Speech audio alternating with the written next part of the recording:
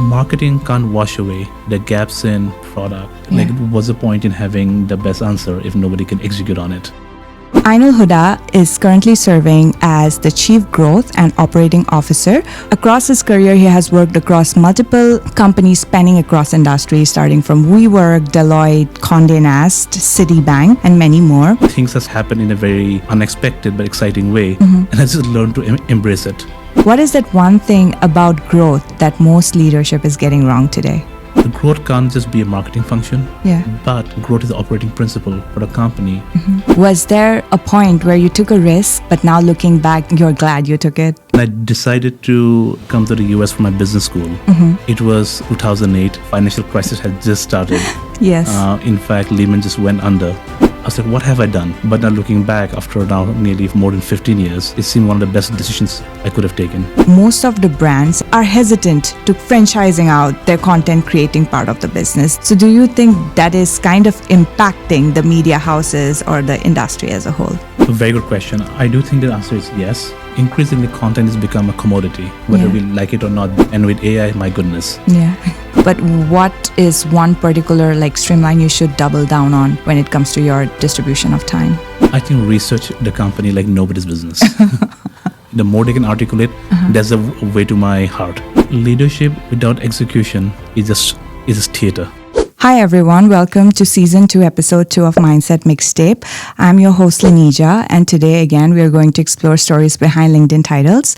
For the longest time, we have observed that data and analytics has always been a supporting function across industries. However, today we see leaders across industry who has started their career as a data analyst or a business analyst. And today, those leaders are not just creating monthly reports or dashboards, they're also running businesses, driving product growth as well as revenue growth. Our guest today kind of resonates the exact same career trajectory. Ainul Huda is currently serving as the Chief Growth and Operating Officer for one of the portfolio companies at the Cherin Group. Cherin Group is a private equity and growth equity investment firm. Across his career, he has worked across multiple companies spanning across industries, starting from WeWork, Deloitte, Condé Nast, Citibank, and many more. So today we are very excited to learn more about his journey and how he made the transition from data and analytics into the C-suite possible. Welcome to the show, Ainul. Thank you for having me, Lonija. I have multiple questions for you, but the one thing that I'm very curious to understand is that what do most leadership get wrong when it comes to business growth? I think that it's a very good question, and particularly in context to the changes we're seeing of late, be it changes to consumer behavior, changes to how companies operate, and definitely AI has fueled even more momentum to those changes. I think one of the things that we often talk about is when you say the word growth, often we say it's being relegated to a marketing function. Yes. So I would say that that's something that what I've seen and I believe it's not just a problem to be solved by marketing or a marketing function, but it's a growth philosophy on how the company operates. For example, you may have less growth in your product or in your services because the life cycle is broken. The product is broken, right? The pricing may be wrong. There are so many different components. So when we think about today's world, I think growth is not just the marketing aspect, but how everything is well orchestrated and the entire consumer journey. So perhaps there's something I've seen in various companies saying that, hey, you have someone driving growth, but I don't think that growth happens in a function in a silo, but it's the orchestration of different disciplines in a company to a shared outcome for the consumer. That's a very interesting point. But before we move on from this interesting climax, I want to take a step back and understand a little bit more about your career journey. We know that you started off as a data analyst, right? So when you were building those dashboards, reports, getting down and dirty with the SQL code, did you ever imagine that one day you would be a part of a C-suite? Well, not exactly. I mean, to be honest, I think probably is just being very curious on the work that you're doing. What are the decisioning behind it? And I think that's like curiosity at every level led one thing to another. So I would say that the things that I could plan maybe for the next 3 to 4 years, but I certainly didn't plan for this long term and saying that this is what I want to do next. But I think that this constant learning and curiosity has led me to solving interesting problem, be it functionally or be it from an overall business point of view. And I think like things has happened in a very unexpected but exciting way, and I just learned to embrace it. Looking back in your tumultuous career journey, was there a point where you took a risk? At that point, you were very unsure about it, but now looking back, you're glad you took it. I mean, I would say when I decided to come to the US for my business school, it was 2008. Financial crisis had just started. Yes. In fact, Lehman just went under. Yeah. So it's just to go for a business like an MBA at that time seemed like a huge financial risk or a huge risk in general. But now looking back, I thought that was a very good time for me and a really great and really important for my career trajectory, where I really wanted to go from like being behind the dashboards and building all the technical components to really understanding how the business works. So I think I know that first time when I started Simon and started my MBA, I was like, what have I done? I had a great job and I've taken this huge financial risk at a time when the industry or the whole economy is falling under. But now looking back after now nearly more than 15 years, it seemed one of the best decisions I could have taken. Absolutely. Tell us a little bit more about your internship experience with Simon, your first MBA internship experience, and how you ended up getting your full-time offer post-MBA. Sure. I mean, like, I think the internship experience was a very interesting one. In fact, during that time, there was actually not too many internship out there. That's just because of how the economy is falling under. Not too many companies were giving any internship. I actually went back to Delhi to do my internship with Citigroup, primarily focusing on a technology unit within the Citigroup in India, and really looking at how can I give them an understanding of all the different vendors and technology partners they are using, what drives them the most profitability. So while the internship came in a very unexpected way where I had to go back to India to do it, it really helped me to articulate in the way I was answering interview questions from my first role post-business school, right? And even during during when I graduated, it was not really very easy to land roles. Yeah. Because at that time, there was like not too many jobs out there, just passing out around that time. Would you say it's similar to the situation today? I would say it's similar. It may have been a bit more, even worse, in the sense that I think people who didn't know which way, like the hate was immediate, right? But I think you could say that it is very similar. And and then the way I got introduced to my job, not introduced, sorry, I can cut that. Yeah, sure.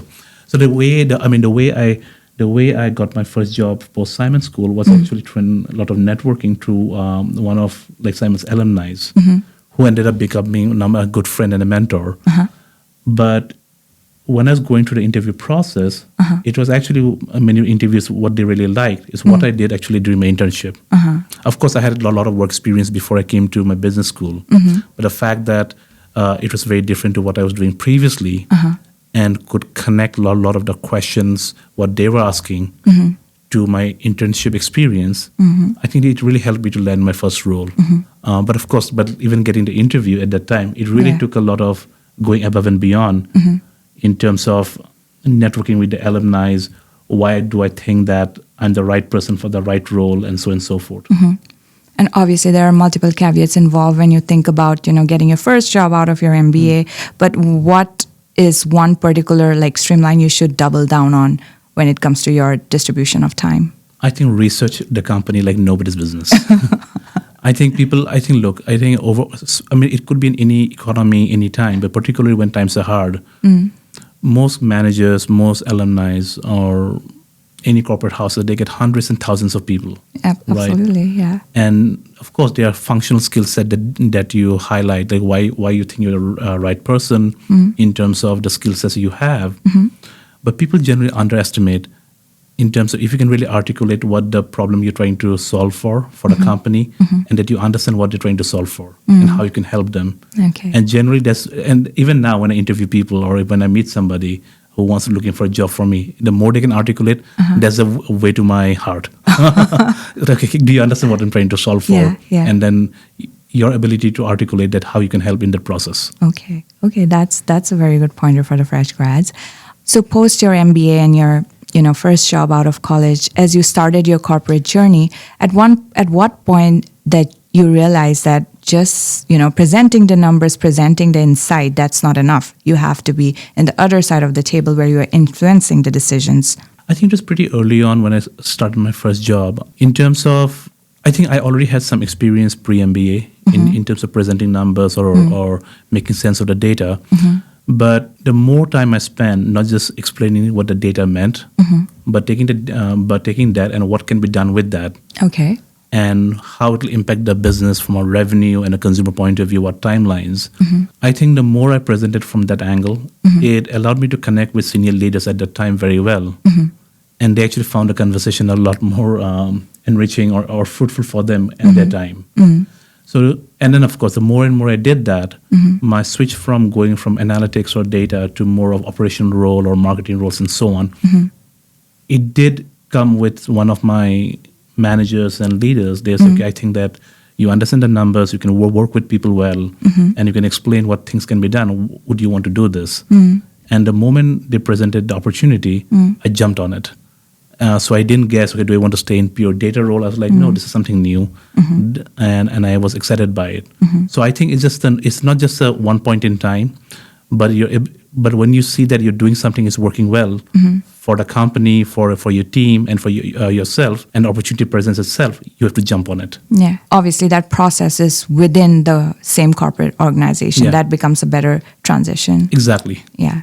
Your career has spanned across multiple industries, and you have worked in companies like Deloitte, Condé Nast, WeWork, Verizon. What are some of the skill set as well as values that you have learned in this journey stayed with you throughout? Okay, so in terms of all the different companies that I've worked in, different organizations, different roles, there are few traits that has really helped me to navigate, to grow, and to keep on advancing. And I would say first it starts with being curious and learning constantly. I think that really helps you to advance yourself as a professional and as a leader. Second is making things, simplifying complex things. Yeah. I think particularly when you come from a data background, I think you look at a lot of information, a lot of data. How do you present facts and information in a very simple manner that people can digest, but also providing recommendations. Yeah. And then doing something with this information. The third one is actually commercial judgment. And that's what becomes really important when you move purely from a data-focused role to a broader operator. Yeah. Like, it's not just about accuracy, but clarity. Yeah. Right? Like, what's the point in having the best answer if nobody can execute on it? Yeah, absolutely. Fourth, I would say cross-functional influence. And I think goes back to my earlier point that growth doesn't happen in one function. Yeah. But the definition of growth today, I think from my perspective, is how do you orchestrate across product, marketing, content, lifecycle, pricing, and so on and so forth, even finance, right? And then finally, I would say I think particularly senior leaders, they really appreciate agility. Like at what pace can you execute and take things forward?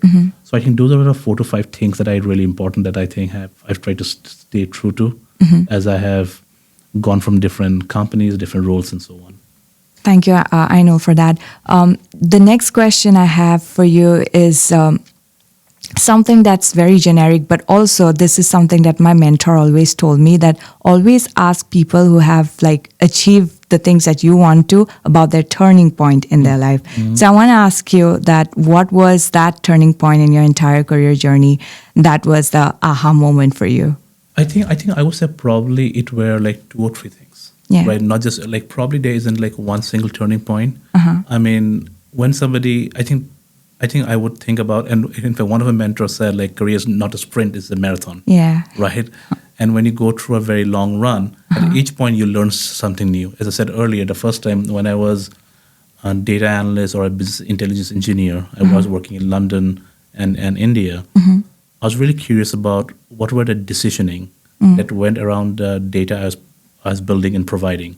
So turning point one. And that turning point was go to business school, right? Yeah. Point one. Point two was when I went from analytics to a broader operational role. Yeah. Yeah. So turning point second. Then I think the turning point came from me primarily thinking in terms of solving functional problem, but a problem that I always think about, what kind of consumer problem can I really solve for? Okay. Like taking a step back, like, is it adding value to the consumer? And what kind of industry do I want to stay in? Yeah. And that has impacted not just the career changes or pivots, but how I also operate. Yeah. So you can be in the same company Yeah. and you can keep on doing a strategy that has been there for last 20 to 30 years. Yes. And it may work, it may not work depending on what's going in the macro environment. Or you could also look into saying, okay, what problem do you want to solve for? Is it driving value to the consumers? Yeah. Of course, impact to your bottom line is super important. But we also know what's really stands the test of time when you add consumer value. Yeah. So I think for me, that has been the choices that I have made, how I lead teams, what strategies do I want to provide. And I think for me, that would be sometimes, when I was at the director level, I stopped thinking from a functional point of view, Yeah. but more from an industry or consumer problem point of view, Okay. what I want to solve for. And that has led to the kind of roles that I want to do more, Okay. or the choices I've made. Okay, at this point in time, if I have 2 or 3 different offer or job opportunity, what do I want to solve for? Okay. So Yeah. I think I think those are the kind of things that has shifted. Yeah. Absolutely. Customer first. Customer first. Customer first always. The first Amazon leadership principle. Yes. Put the consumer at the center. Yes. During your entire career, you might have seen a lot of people in your batch from your engineering and then your MBA who started their career in analytics. What all decisions did some of them take that led them to kind of either pivot or grow higher in the career trajectory?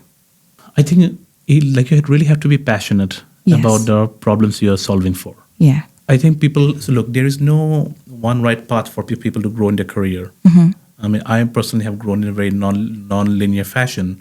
But one thing that I have seen with people who have done well, they have found something they're incredibly good at. It could be marketing, it could be communication, it could be data. And they have found a way to apply that in different industries and their jobs. And what happens in many cases, as you go more and more senior, I think the lines starts blurring, Yeah.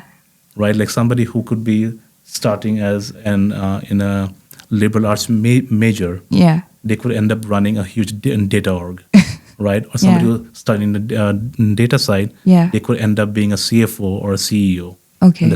And so I think there are different paths. But one thing that is very clear is that they're very passionate about what they do. They have the top of their craft, and they're able to apply that into different industry and functions. So that's part one. And part two, they have a very good understanding of the industry and the consumer. Who are they serving at the end of the day? And the third one is, I would say, they're extremely aware what's happening in the macro landscape. I mean, the difference between somebody who has been in a company, but probably will not succeed as much, is somebody who's not aware of those macro changes, particularly in this point in time. Yeah. You've recently moved into an operating partner role for one of the portfolio company in a private equity business. And when we think about private equity investment firms, financial engineering is always at the core of it. However, your firm mostly focuses on operations. They are backed by operations. So when it comes to valuating a particular business or a particular firm, what is the biggest misconception that people have? There are various, of course, look, for any kind of growth equity, private equity, VC firms, there is a huge component of financial engineering in general. Yes. I would say that most of these companies, whether it's VC or private equity, there could be different operating philosophies. The important thing is that each of them specialize in something. There will be some VC and PE firms who will be very specialized in life sciences. or they'll be specialized in infrastructure. Yeah. Where I operate currently, they're really focused on direct-to-consumer and content businesses. And most of the people whom I work with out here are not just people who has come from an investment banking background, but there are leaders who have operated large consumer businesses. So they actually understand what it takes to take investment to success, both from a strategy and execution point of view. And generally, from my limited experience that I've seen in the space, is that it again goes back to passion. Yeah. Right? Yes. It goes back to passion. So if you're passionate in the space, if you're passionate about direct-to-consumer space, you will deploy resourcing, your strategy, and your mind share in driving those outcomes. I would say that for most of these investment firms, like financial engineering is always there, but it comes with certain operating discipline and expertise that really helps out their investment and their portfolio companies. Okay. So in order to drive value, you can be of any discipline. It doesn't mean that you have to have, a corporate strategy or a investment banking background. Oh, absolutely. Of course, it depends on what kind of role you get into. If you are in their investment committee or probably an investment partner. So I think having investment banking experience will definitely be helpful. But if you're an operating partner, they would want operating experience. Absolutely. But one thing that I would say, in this environment, in a private equity VC or growth equity fund, I think it really helps to be very numerate. Yes. Right. Yeah. So I think that while you can come from marketing, you can come from product and so on. The more you can tie the effort of your work to outcomes from a metrics point of view, it does give you a leg up. Leg up. Okay. So another question that I had for you, Ainul, is that when you evaluate a business today, what are the 3 things that you make sure it's working in your favor when you look at sustainable growth, and to make sure that it's not masking huge operational issues in the coming years? The number of ways to look into it. Like the first thing, I think once you go through somebody's financial statement, particularly balance sheet, it tells you everything, right? The second one is definitely, like there are also there, you can look at the growth rates in terms of acquisition. But I think one thing that really tells you whether something is working or not, whether a company has some structural problem, you should always look at retention rate. Okay. Right? Like if you're adding a lot of people, but more people are leaving with a faster rate, most likely there's a problem. And marketing alone will not solve it. Just trying to going for new user acquisition. Okay. The other part, which is really hard to do, just looking at your own company's growth rate or decline rate, and looking at the financial statement, is something that you should be able to connect that with the macro changes. Okay. Right? And I mean, right now things are blurring so much. For example, increasingly a lot of brands or direct-to-consumer brands, they have their own content studios. They have their own content. Now as a content company, you can be creating a lot of content. But the fact that there is more content out there for people to consume, so you may be trying your best, but there could be a macro aspect that you don't control. Right. So just able to look into your financial statements, understanding not just growth rates, but looking at your retention rate, and then able to tie that with some of the macro changes in consumer behavior. Generally, they should give you a good enough of a picture whether things will work in your favor or not. Now that you brought the topic of content creation, I want to take a few steps back and reflect on the previous companies that you worked on, because you have history of working in Verizon Media, Condé Nast. From where we stand today, we have seen that most of the brands, especially when they are in the growth stage, they are hesitant to kind of franchising out their content creating part of the business. They prefer doing it on their own. So do you think that is kind of impacting the media houses or the industry as a whole? A very good question. I do think the answer is yes.